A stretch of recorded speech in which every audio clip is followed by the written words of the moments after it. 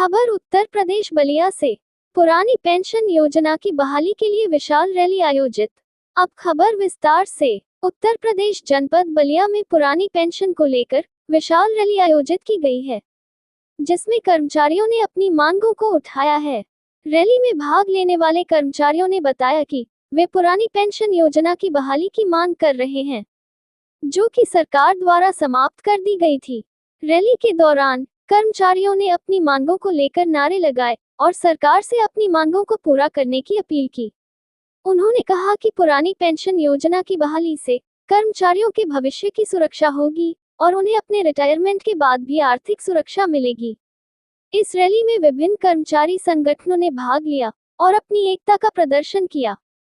उन्होंने सरकार से अपनी मांगों को पूरा करने के लिए कहा और चेतावनी दी कि अगर उनकी मांगें नहीं मानी गई तो वे आगे भी आंदोलन करेंगे। उत्तर प्रदेश बलिया से संवाददाता सुरेंद्र गुप्ता की रिपोर्ट, न्यूज़ अवीपी से। हम क्रांति सिंह, प्रदेश अध्यक्ष, उत्तर प्रदेश चतुश्रेणी राज्य कर्मचारी महासंघ। आज जो रैली निकली थी, रैली में क्या आपकी मांगे हैं, क्या चाहते हैं? और पुरानी पेंशन को लेकर कई बार धरना प्रदर्शन तमाम चीज़ में, उसके अलावा भी अब तक कुछ कोई कार्रवाई नहीं। पुरानी पेंशन बहाली को लेकर तो यूं ही उत्तर प्रदेश और भारत में सैकड़ों संगठन संघर्ष कर रहे हैं, लेकिन पुरानी पेंशन बहाली संयुक्त मोर्चा पूरे उत्तर प्रदेश का एक इकलौता ऐसा संगठन है जिसमें लगभग 42 संगठनों का समर्थन है। हर संगठन के अध्यक्ष मंत्री इसमें संयोजक की भूमिका में काम करते हैं, चाहे वो ग्रामीण सफाई कर्मचारी संघ के चंद्रशेखर यादव जी हों या राज्य कर्मचारी महासंघ के अजय चौबे जी हों। ऐसे लगभग 42 संगठनों का समर्थन इस मोर्चा को है। पुरानी पेंशन बहाली मोर्चा देश के प्रधानमंत्री और मुख्यमंत्री जी से ये कहना चाहती है कि जब देश एक है, संविधान एक है, टैक्स एक है, तिरंगा एक है, तो आखिर दो पेंशन की व्यवस्था क्यों? हम जो शिक्षक हैं, जो कर्मचारी, जो अधिकारी हैं, सरकार की योजनाओं को जनता तक पहुंचाने का काम करते थे। इस देश में 1947 से पहले अंग्रेजों का शासन था, तब भी पुरानी पेंशन मिलती थी, लेकिन आज पुरानी पेंशन नहीं मिल रही है। तो हम प्रधानमंत्री जी से कहना चाह रहे हैं कि माननीय प्रधानमंत्री जी वाराणसी से भी पुरानी पेंशन ले रहे हैं, गुजरात से भी ले रहे हैं, योगी जी 2 ले रहे हैं, अखिलेश जी पुरानी पेंशन ले रहे हैं, बहन मायावती जी पुरानी पेंशन ले रही हैं, केजरीवाल जी पुरानी पेंशन ले रहे हैं। सबको छोड़िए, यहाँ के विधायक जी, आदरणीय माननीय परिवहन मंत्री दयाशंकर सिंह जी पुरानी पेंशन ले रहे हैं, यहाँ के सांसद जी पांडे जी पुरानी पेंशन ले रहे हैं, आदरणीय राम गोविंद चौधरी जी पुरानी पेंशन ले रहे हैं। इनको पुरानी पेंशन चाहिए, नेताओं को। लेकिन जब शिक्षक कर्मचारियों को देने की बात आती है, देश की सरहदों पर जो लड़ रहे हैं, जो दुश्मनों से लड़ रहे हैं, जब उनको पेंशन देने की बात आती है तो ये कहते हैं कि हमारा खजाना खाली हो जाएगा। तो हम प्रधानमंत्री जी से यही कहेंगे कि पुरानी पेंशन बहाली संयुक्त मोर्चा उत्तर प्रदेश के नेतृत्व में वर्तमान समय में आज रैली है, कल संत कबीर नगर में थी, आज बलिया में हुआ, फिर जौनपुर है, गाजीपुर है, वाराणसी है, लखनऊ है, रायबरेली है, बाराबंकी है, हरदोई है, गोरखपुर, उत्तर प्रदेश के सभी जनपदों में रैलियां चल रही हैं। बस मैं कहना चाहूंगा संघ की तरफ से कि पुरानी पेंशन हमारा अधिकार है, हमारा मान है, हमारा सम्मान है, हमारे बुढ़ापे की लाठी है, इसलिए हम अपने पुरानी पेंशन के साथ कोई समझौता बर्दाश्त नहीं करेंगे। सामने लोकसभा का चुनाव था, आपने देखा जब बैलेट पेपर का रिजल्ट आया तो भारतीय जनता पार्टी मुझे लगता है 40-50 सीटों पर पीछे रही। तो सरकार को यह चेतने की जरूरत है। हम प्रधानमंत्री, यशस्वी प्रधानमंत्री जी से और मुख्यमंत्री जी से अनुरोध करेंगे, सहानुभूति पूर्वक विचार करते हुए देश और प्रदेश के शिक्षक, कर्मचारी और अधिकारियों की पुरानी पेंशन बहाल की जाए। और बागी बलिया से आज हमारे सभी अध्यक्षों के नेतृत्व में जो रैली निकाली गई है, ऐतिहासिक रैली जिसमें हजारों की संख्या में लोग शामिल थे, हम सब लोग 17 नवंबर को जंतर मंतर पर डॉक्टर मंजीत सिंह पटेल राष्ट्रीय अध्यक्ष के नेतृत्व में पुरानी पेंशन बहाली के लिए संघर्ष करेंगे। जी सर, बात कीजिए सर पुरानी पेंशन को लेकर। इससे पहले भी एक विशाल प्रदर्शन किया गया था जनपद में, तमाम हर जगह लोग, हर विभाग से, आपके क्षेत्र से लोग आए हुए थे, लेकिन उस समय भी आप लोग को एक आश्वासन मिल गया था कि आप लोग की बहाली होगी। लेकिन कहीं ना कहीं बात की जाए, जब इतने प्रदर्शन होने के बावजूद भी उस पर कोई कार्रवाई नहीं होती है। इससे पिछले बार भी आप लोग जंतर मंतर पर भी वहाँ पे प्रोग्राम हुआ था।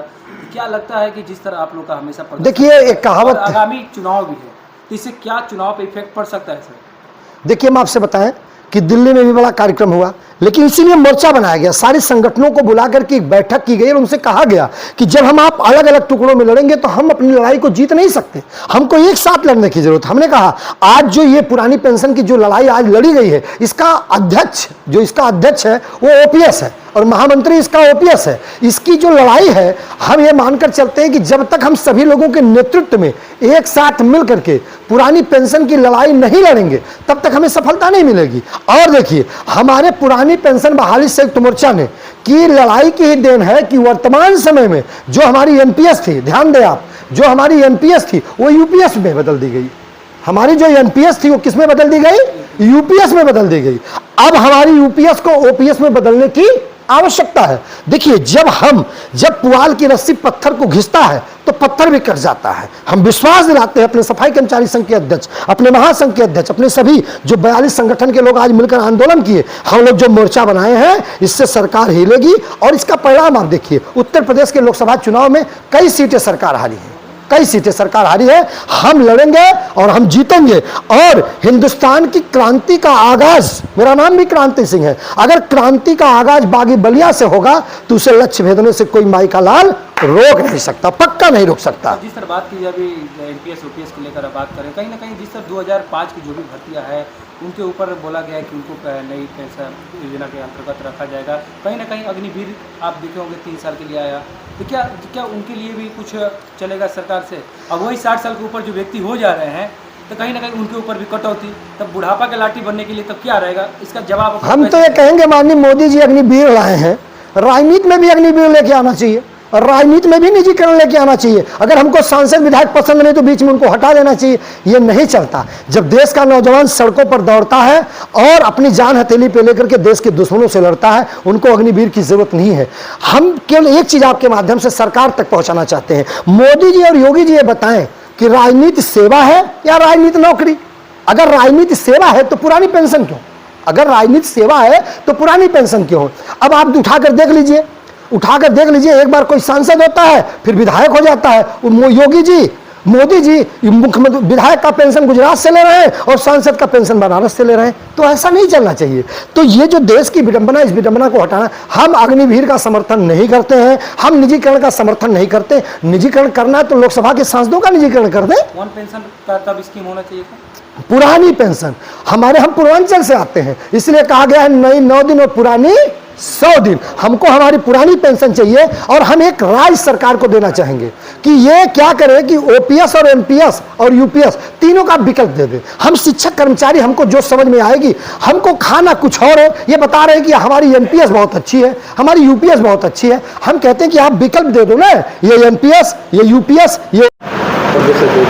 हम बसंतलाल गौतम, प्रदेश अध्यक्ष उत्तर प्रदेश पंचायती राज ग्रामीण सफाई कर्मचारी संघ और संयोजक पुरानी पेंशन बहाली संयुक्त मोर्चा। आज किस प्रकार रैली निकली गई थी, क्या मांगे आप लोगों की? आज केवल जो है पुरानी पेंशन बहाली के लिए आंदोलन किया गया है। यह आंदोलन जो है समस्त जनपदों में पुरानी पेंशन बहाली हेतु क्रम वाइज लगाया गया है, जिसमें जो ये पुरानी पेंशन बहाली संयुक्त मोर्चा है, इसके माध्यम से समस्त विभागों के जनपद अध्यक्ष, जनपद मंत्री इसमें संयोजक की भूमिका में कार्य करके इस ओपीएस के कार्यक्रम को पूरा कर रहे हैं, जिसमें जनपदों में बाइक रैली निकाल करके और डीएम साहब के माध्यम से माननीय मुख्यमंत्री जी, माननीय प्रधानमंत्री जी को ज्ञापन प्रेषित किया जा रहा है।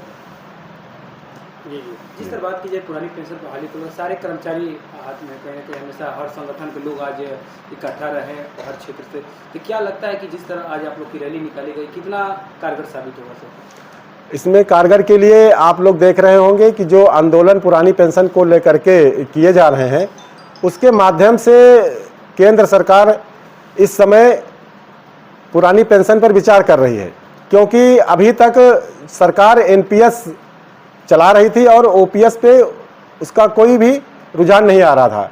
लेकिन अभी जो है वित्त मंत्री द्वारा और अभी जो है केंद्र सरकार द्वारा जो है ये बात जो है सामने आई है कि जो है एनपीएस के बाद में यूपीएस में देने के लिए वो सरकार तैयार है, जिसमें कुछ कमियां जो रह गई हैं।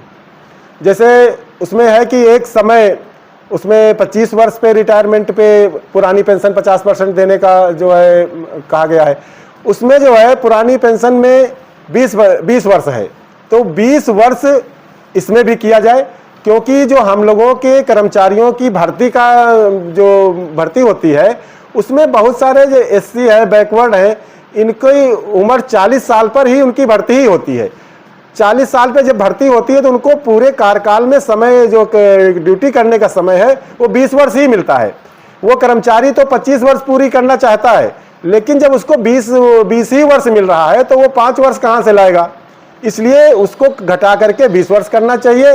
और जो हमारा 10% हमारी जो सैलरी का कट रहा है वो पैसा जो है कर्मचारी का पैसा है, वो कर्मचारी को वो पैसा मिलना चाहिए, जैसे कि पुरानी पेंशन में पहले जो है मिलता था जीपीएफ के माध्यम से। उसको कर्मचारी अपनी सुविधा अनुसार बेटी की शादी में, मकान बनाने के लिए और जो है वो ले सकता था। इसलिए ये कार्यक्रम चलाए जा रहे हैं कि सरकार जब इसका गजट कराए तो उसमें ये सारे संशोधन भी करे और इसको पूर्ण रूप से जो ओपीएस में सुविधाएं थी वो सारी सुविधाएं इसमें लागू करे। चाहे इसका नाम वह यूपीएस रखे, चाहे वो माननीय प्रधानमंत्री जी योजना कर दे, हम लोगों को इससे कोई गुरेज नहीं है। लेकिन जो ओपीएस में सुविधाएं दी गई थी वो सारी सुविधाएं इसमें देना चाहिए। यदि ये सरकार ये यूपी में जो कार्यक्रम किए जा रहे हैं इससे नहीं चेतती है तो हम लोग 17 नवंबर को दिल्ली में भारी संख्या में पहुंच करके केंद्र सरकार को अपना कार्यक्रम करके सरकार के कानों तक अपनी आवाज़ को पहुंचाएंगे।